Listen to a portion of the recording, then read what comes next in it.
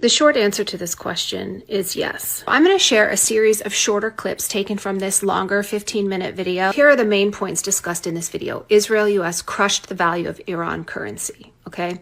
That caused merchant class to protest, which then activated CIA, Mossad-backed MEK rioters to cause violence and pressure and government collapse. Iran shut that down.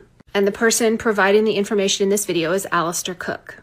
Alistair Cooke is a former British diplomat. He was also a former member of MI6. This was the insertion of armed, prepared, trained rioters that were inserted from outside. And the aim was to be as extremely violent as possible.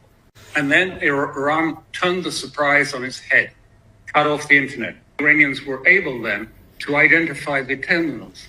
Economic mismanagement was the weakness that the West already exploited, but then the whole thing collapsed because then it was shown there was no substance to these demonstrations. The initial protests were never about the Islamic Republic.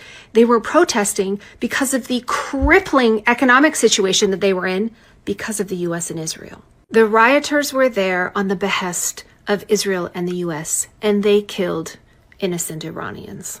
The intelligence assessment was that Iran was a house of cards and it was going to be like Syria is today. But they misread it. The US and Israel planned this, but they planned it based on bad information and false intelligence. But the most important part of that clip was at the end, where he talked about how there were 0 defections.